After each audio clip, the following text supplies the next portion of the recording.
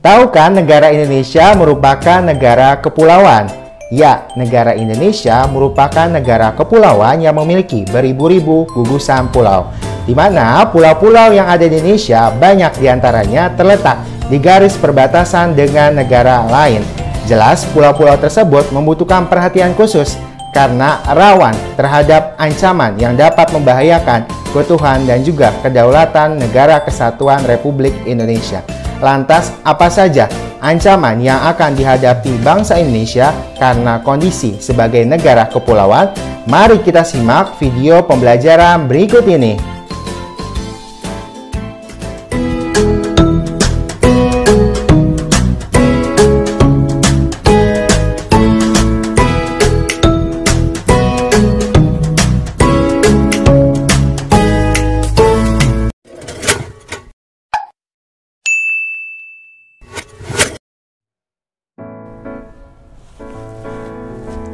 Assalamualaikum warahmatullahi wabarakatuh. Hello everyone, how are you guys? I hope you are doing good. Alhamdulillahirobbilalamin, senang bisa berjumpa kembali di dalam video pembelajaran PPKN bersama saya Restu Sanubari. Sebelum mulai, Bapak ingin mengucapkan terima kasih buat kalian yang sudah klik tombol subscribe. Bagi yang belum, silahkan diklik tombol subscribe. Saya juga mengingatkan bahwa terdapat PowerPoint yang bisa kalian download, yang mana linknya terdapat di deskripsi box. Hari ini kita akan membahas materi baru, bab baru, yaitu mengenai kasus-kasus ancaman berdimensi ideologi, politik, ekonomi, sosial, budaya, pertahanan, dan juga keamanan, atau yang disingkat IPOLEK Sosbud Hankam. Sebelum mulai, alangkah lebih baiknya jika kita memulai pembelajaran dengan berdoa sesuai agama masing-masing di dalam hati, teriring doa kita untuk Indonesia. Semoga pandemi COVID-19 di Indonesia bisa segera berakhir. Amin. Topik pembahasan kita kali ini memiliki tujuan pembelajaran, yaitu mengkaji kasus-kasus ancaman terhadap ideologi, politik, ekonomi, sosial, budaya, pertahanan, dan juga keamanan, atau disingkat IPOLEK Sosbud Hankam. Untuk pembahasan lebih jelasnya, mari kita simak video pembelajaran berikut ini. Sebelum kita mengetahui bentuk-bentuk ancaman, kita harus tahu terlebih dahulu apa itu ancaman.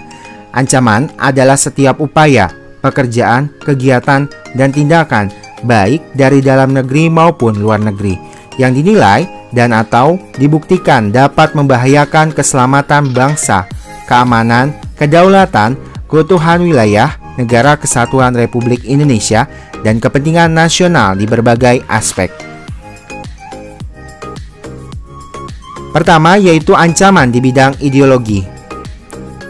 Ancaman di bidang ideologi adalah ancaman yang dinilai mempunyai kemampuan yang membahayakan pemikiran masyarakat suatu negara, sehingga akan mengancam terhadap dasar falsafah negara, yaitu Pancasila.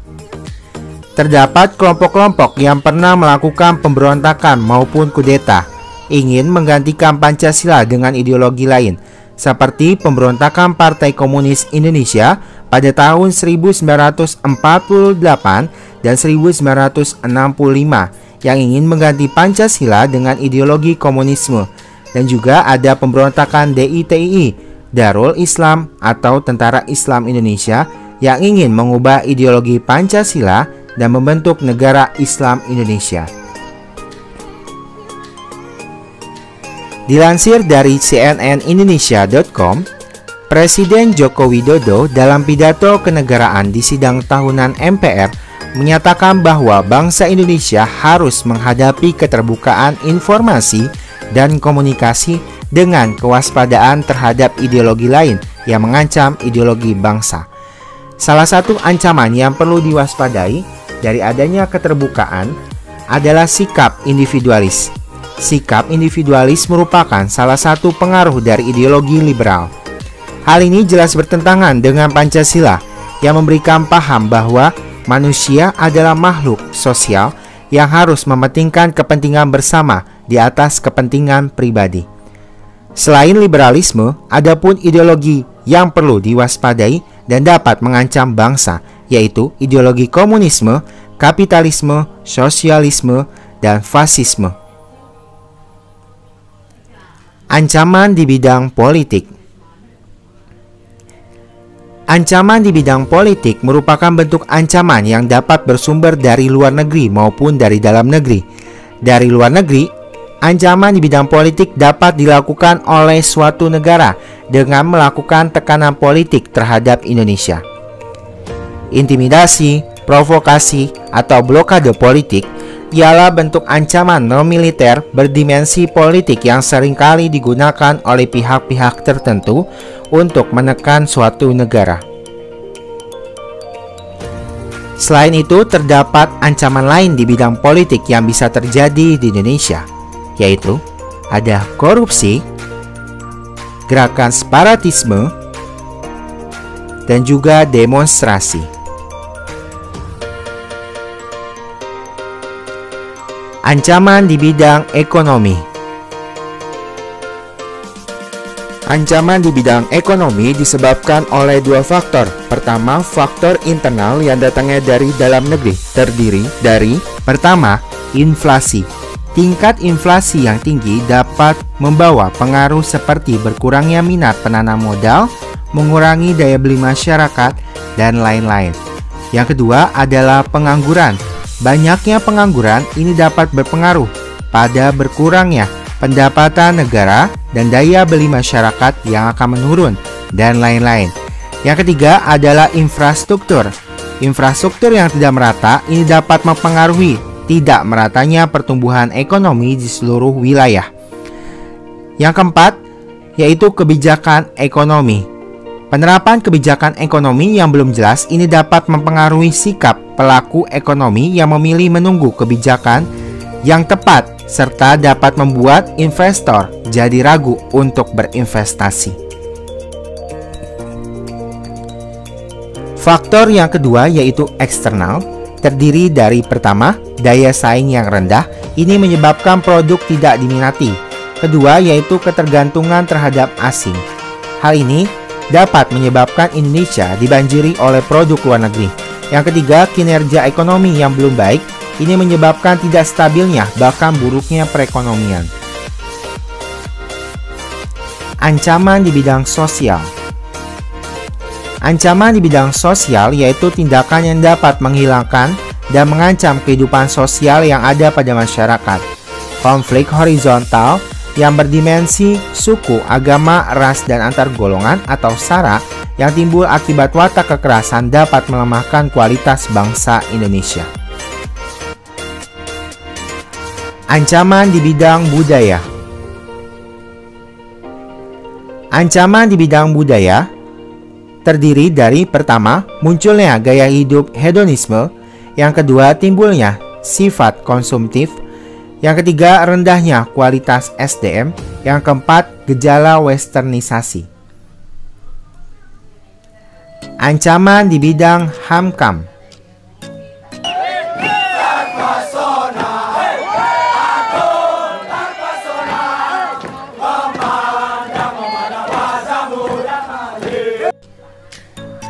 Ancaman di bidang pertahanan dan keamanan dapat dilihat dari ancaman militer.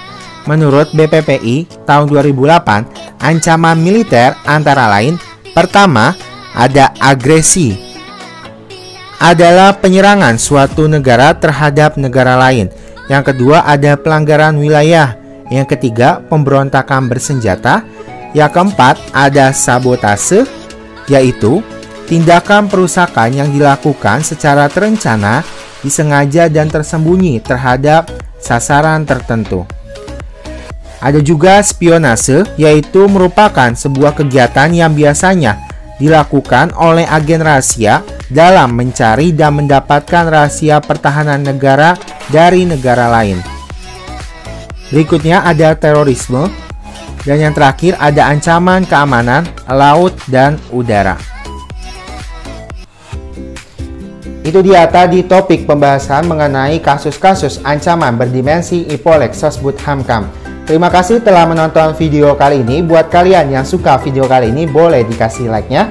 Buat yang nggak suka, boleh dikasih dislike-nya. Jangan lupa juga share video kali ini ke banyak orang. Semoga saja video kali ini bisa bermanfaat. Terima kasih atas perhatiannya. Saya mohon maaf jika ada kesalahan atau khilafan di dalam penjelasan saya. Sekian dari saya, kurang dan lebihnya mohon maaf. Wassalamualaikum warahmatullahi wabarakatuh. Tetap belajar dari rumah. Bye.